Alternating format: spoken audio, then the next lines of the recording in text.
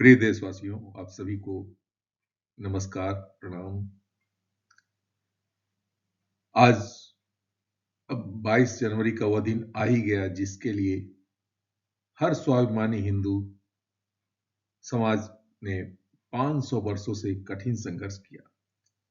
आज भव्य राम मंदिर का सपना साकार हो रहा है। इसके लिए हर एक उस स्वाभिमानी हिंदू को बधाई जिसके अंदर स्वाभिमान है और वो इसे अपनी प्रतिष्ठा समझता था, जिसके अपमान को बरसों से झेल रहा था। ये हमारे सीने पर वो घाव था, वो अपमान का प्रतिबिंब था बाबरी मस्जिद, जो कि हमारे साथ बहुत बड़े अन्याय, बहुत बड़े कत्लेआम के बाद इस अपमान का एक स्मारक बनाया गया था और जो हमें निरंतर तकलीफ देता था, हमारे स्वाभिमान को ठेस पहुंचा रहा था।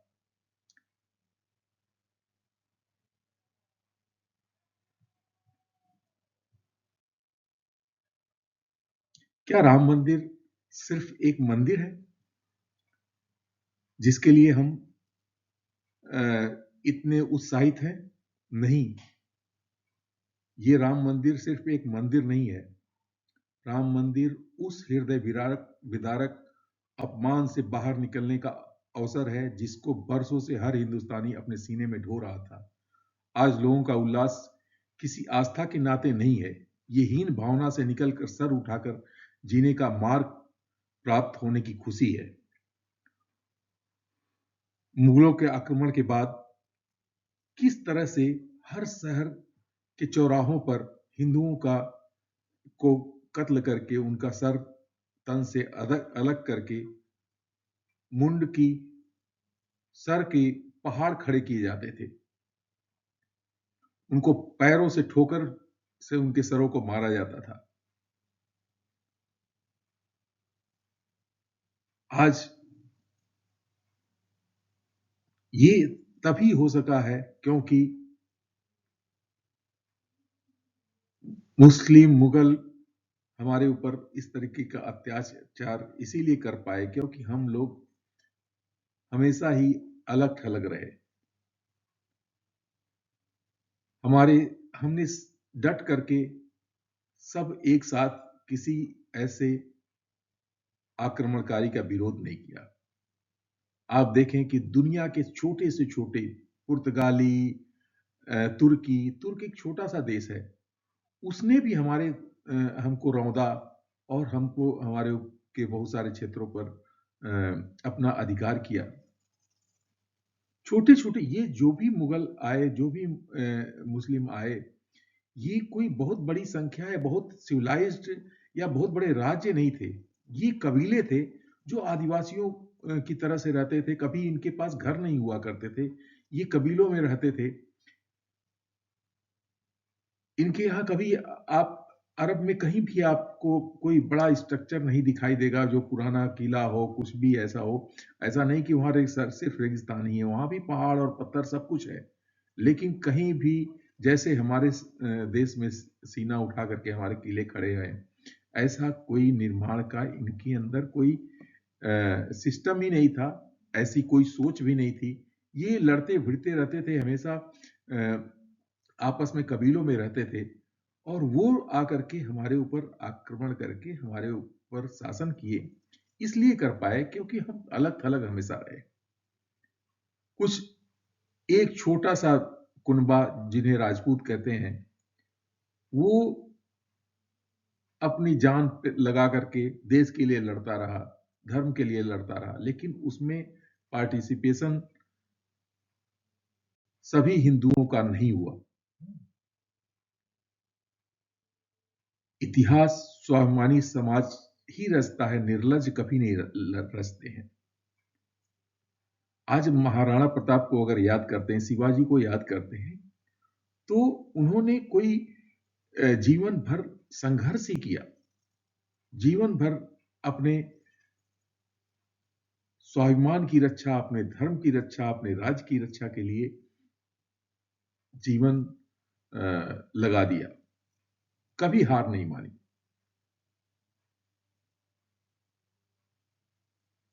जिन्होंने राम मंदिर का विरोध मुसलमानों को, अब आज राजनीति किस तरह की इसके हम लोग पे हावी है, वो लोग, वो हिंदू जो अपने आप को हिंदू कहते हैं, वो क्या है वो समझ में नहीं आता, क्या चीज लेकर के वो जाएंगे इस संसार से। पैसे की लालच, सत्ता की लालच के कारण उन्होंने राम भक्तों पे गोली चलाई। आज बहुत सारे लोग कांग्रेस और समाजवादी पार्टी के लोग प्राण प्रतिष्ठा में नहीं आ रहे हैं। उस नहीं आ रहे, आने का कारण ये नहीं है कि उन्होंने कोई राजनीति से के कारण कह दिया, वो ये उनको वहां पर आने की अनुमति उनका हृदय नहीं कर देता है, क्योंकि उन्होंने पहले इतनी सारी गलतियां की हैं, मुसलमानों को खुश करने के लिए हिंदुओं पर गोली चलवाई, हिंदुओं की हत्याएं की, क्योंकि जिससे वो सत्ता में बने रह सके। कुछ गड़ी जोड़ तोड़ करके वो सत्ता में बने रहे। सत्ता में बनने का मतलब वो सेवा तो था नहीं उनका, सत्ता में बैठ करके वो लूट रहे थे प्रदेश और देश के पैसे को। और कोई कहीं ऑस्ट्रेलिया में आइलैंड खरीद रहा है, लंदन में होटल खरीद रहा है। ये सब डकैत थे जिन्होंने सत्ता में बैठ करके पुलिस के द्वारा एक्सटॉर्शन किया उद्योगपतियों का और पैसे भरे अपने लिए। ये किस तरीके से अपना प्राण प्रतिष्ठा के समय अपने कौन से स्वाभिमान से जाएंगे, किस मुंह से जाएंगे। इनके मुख पर आज राम मंदिर बनने पर इनके मुंह पे कालिक पुत गई है, और अपना मुंह कैसे दिखाएंगे उस जनमानस के सामने जो स्वाभिमान से भरा हुआ हो वहां पर इकट्ठा होगा। तो इनका नहीं जाना ही इनके लिए सर्वथा उचित है।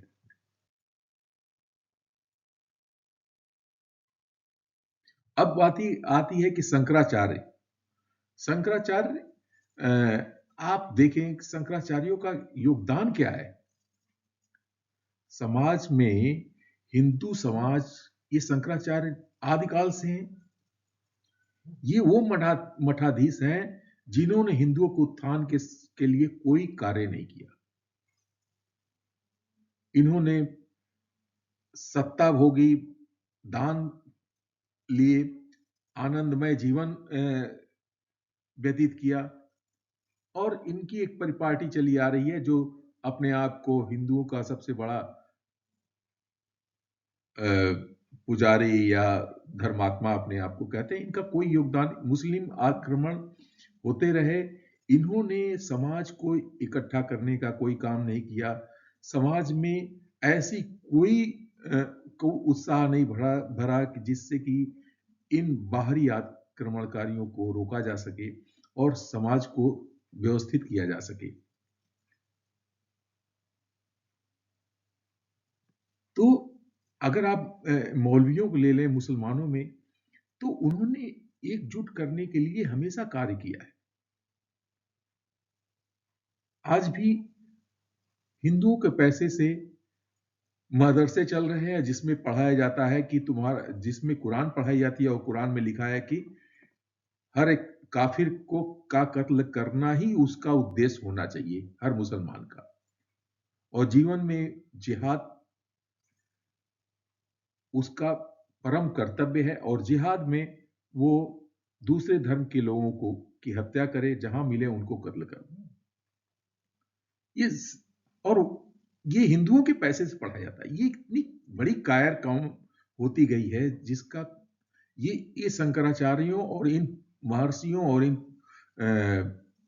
बड़े बड़े धर्म के मठाधीशों के कारण है, जिन्होंने कायरता समाज में भर दी है।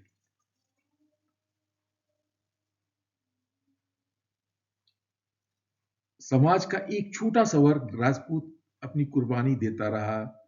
आप देखें, हर जगह राजपूत लड़ा, कट करके मर गए, बहुत ज्यादा संख्या थी, बहुत कम हो गए, लेकिन पूरा समाज उनसे जुड़ा नहीं, जिससे कि प्रबल रूप से कैसे कोई, अगर समाज का हर वर्ग नहीं चाहे तो कोई बाहरी आकर के कैसे हमारे ऊपर राज कर सकता है, हमारे ऊपर इस देश में रह सकता है।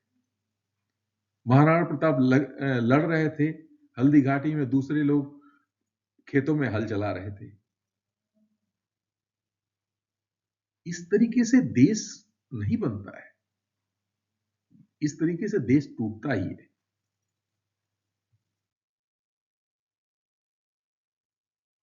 अब आते हैं, बहुत सारे लोग कह रहे हैं कि इस पैसे को यहां उपयोग कर लिया जाता, वो वहां उपयोग कर लिया जाता। अरे भाई, तुम्हारा पैसा नहीं है, तुम तो कायर आदमी हो। राम मंदिर किसी सरकारी पैसे से नहीं बन रहा है। आज आप कहीं से देखें तो सोना आ रहा है, कहीं से धनुष, रत्न जड़ित धनुष आ रहा है, तो कहीं से कुछ आ रहा है। बहुत सारे लोग ले लेकर के आ रहे हैं। कोई अपना गरीब आदमी है जो कि अपने 10-20 एकड़ जमीन है, वो भी बेच करके राम मंदिर के काज में लगा रहा है। देश में ऐसे लोगों की भी कमी नहीं है जो कि अपने धर्म के लिए अपना सब कुछ निछावर करने वाले हैं। राम मंदिर के लिए करीब 5,000 करोड़ रुपए से ज्यादा का, करीब 5,000 करोड़ रुपए का दान मिल चुका है, जिसके सिर्फ ब्याज से ही प्रथम तल का निर्माण हो गया। जो पैसा बताया जा रहा है, खर्च हो रहा है सरकार का, वो सिर्फ अयोध्या के विकास या अयोध्या के आसपास जो श्रद्धालु आएंगे उनकी सुविधाओं के लिए किया जा रहा है, न कि मंदिर निर्माण में। मंदिर निर्माण के लिए तो हिंदू जनमानस में इतनी सामर्थ्य है कि वो अपने, इतना पैसा आ रहा था कि बाद में रोकना पड़ गया कि अब आप अपनी दान मत अभी दो। तो इतना सरकार, इतना पैसा है। अगर आप साउथ के मंदिरों को अगर ले लें, जितना पैसा सरकार को जाता है, उसका 1/3 भी अगर हर साल खर्च हो हिंदू मंदिरों पे, तो हर साल राम मंदिर जितना बड़ा एक मंदिर खड़ा हो सकता है। लेकिन सब पैसा सरकार के पास जाता है, और उस सरकार के पैसे का उपयोग हिंदुओं को मारने के लिए, पढ़ाने के लिए मदरसों को दिया जाता है। जब सरकार के पास गया, और जो है सरकार के पैसे से ही मदरसे चल रहे हैं, और जहां पे पढ़ाया जा रहा है हिंदुओं का कत्ल कर दिया जाए। अभी पाकिस्तान की हालत कुछ ज्यादा खराब हुई है। नहीं तो मेरे पास बहुत सारे मुस्लिम, एक्चुअली मेरा काम भी ऐसा है कि मुस्लिमों से ज्यादा संपर्क होता है। तो 2018 के पहले तक मुसलमान यही कहता था, जो मदरसे में पढ़ते हैं बच्चे, वो यही कहते थे कि पाकिस्तान मुसलमानों के लिए जन्नत है। आज पाकिस्तान की स्थिति खराब हो गई। खराब इसलिए हो गई कि भारत में उनके नकली नोट आने बंद हो गए, आईएसआई कमजोर हो गई, क्योंकि हमारे सत्ता में बैठ करके ही लोग आईएसआई से जुड़े हुए थे, जिनके लिए आईएसआई विदेशों में अकाउंट खोलती थी और पैसे डालती थी, जिससे यहाँ पे नकली नोट का कारोबार होता था। वो सब बंद हुआ, पाकिस्तान बर्बाद हो गया। तो अब आज मुसलमान कोई नाम नहीं लेता है पाकिस्तान का। नहीं तो हर कोई पाकिस्तान पाकिस्तान रट रहा था और सरकार भी ऐसी आ गई कि उस पे पाबंदी है। लेकिन ये पाबंदी तभी तक रहेगी जब तक हिंदू मजबूत रहेगा। जब हिंदू बटा रहेगा तो कटेगा और मरेगा, क्योंकि हमारे धर्माचार्यों में ऐसी कोई गुण नहीं है जिससे वो जनमानस को किसी काज के लिए इकट्ठा कर सके। ओम शांति करने से शांति नहीं होती है। शांति हमेशा ताकत से होती है, बल से होती है। लेकिन हम तो सुनते आए हैं ओम शांति, गृह शांति, पृथ्वी शांति। इन्हीं सब बातों से मैं आपको धन्यवाद करता हूं।